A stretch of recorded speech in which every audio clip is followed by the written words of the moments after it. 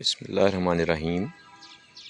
عظیم الرحمن صدیقی عرض کر رہا ہوں، اپنی اپنی چھت پہ جو ہے نا جی صبح کے ٹائم آپ ضرور پانی رکھیں، اور کچھ پرندوں کے لیے بریڈ یا کوئی چاول وغیرہ یا دانہ یا جو بھی چیز ہے آپ اس کو ضرور ڈالیں۔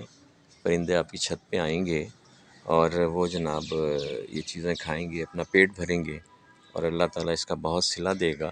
کہتے ہیں کہ جس کی چھت پرندوں کے لیے، پرندے اس کی چھت پر آئیں اپنا کھانا کھانے کے لیے، اپنی ضرورت پوری کرنے کے لیے، اور جس کے دروازے پہ ضرورت مند لوگ آئیں اور وہ اپنی ضرورت پوری کر کے جائیں، وہ اللہ کے نزدیک بہت بہترین گھر ہے۔ یقیناً اللہ کے نزدیک وہ بہت بہترین گھر ہوگا، اور ہمیں جو ہے نا اس کی طرف توجہ دینی چاہیے۔ ہم جو کماتے ہیں اس میں پرندوں کا اور انسانوں کا سب کا حق ہے۔ تو یہ دیکھیں، یہ پرندے صبح آتے ہیں، میں اوپر چھت پہ جب پڑھتا ہوں تو یہ پرندے جو ہے نا جی آ جاتے ہیں، اور میں ان کو کچھ اللہ کی توفیق سے کچھ ڈال دیتا ہوں، اور یہ پھر ڈرتے بھی نہیں ہیں، اب مطلب مانوس ہو گئے ہیں یہ پرندے، بہت آتے ہیں پرندے، اور ان کو پتہ ہے اس چھت کا۔ اور بھی چھتیں اللہ تعالیٰ نے توفیق لوگوں کو دی ہے، ان کو دیکھ کے یہ میں بھی تھوڑا بہت کر لیتا ہوں۔ تو آپ سب سے التماس یہی ہے کہ پرندوں کا خیال رکھیں، انسانوں کا خیال رکھیں، جانوروں کا خیال رکھیں۔ اب اگر مطلب حکومت توجہ نہیں بھی دے رہی ہے نا جی، اور بہت مہنگائی کا دور ہے اور بہت مسئلہ ہے، تو ہمیں ایک دوسرے کے کام آنا چاہیے۔ ہمارے پاس جو ہے ہم دوسروں کے لیے بھی وقف کر دیں، اور اللہ اس پہ بہت جو ہے نا جی راضی ہوتا ہے۔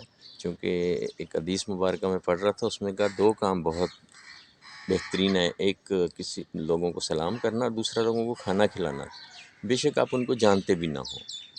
تو ایسے لوگوں کو کھانا کھلانا کہ جو ضرورت مند ہیں، جو مجبور ہیں، اور اسی طرح پرندے بھی جو ہیں وہ انسانوں کے، چونکہ اللہ تعالیٰ نے اشرف المخلوقات ہمیں بنایا، اس لیے ان کا پرندوں کا بھی ہمیں خیال رکھنا چاہیے۔ اور جو دور جا رہا ہے اس دور میں تو اپنے ہمسایوں کا، رشتہ داروں کا، غریبوں کا بہت خیال رکھنا چاہیے۔ ہم جو کچھ بھی کر سکتے ہیں، اور یہ نہیں بہت کچھ، جیسے آپ صلی اللہ علیہ وسلم نے فرمایا کہ جہنم سے بچو، کھجور کا بے شک ایک ٹکڑا دے کے ہی، اور اگر یہ بھی نہیں تو لوگوں سے اچھے طریقے سے انسان ملے۔ تو آپ صلی اللہ علیہ وسلم نے تو جگہ جگہ، اور قرآن پاک میں بھی جگہ جگہ یہی بیان ہوا ہے، تقسیم کرنے کا، دینے کا۔ بلکہ سورہ بقرہ جو آغاز ہے اس میں بھی یہی ہے کہ جو اللہ کے رزق میں دیے ہوئے رزق میں سے تقسیم کرتے ہیں، نماز قائم کرتے ہیں۔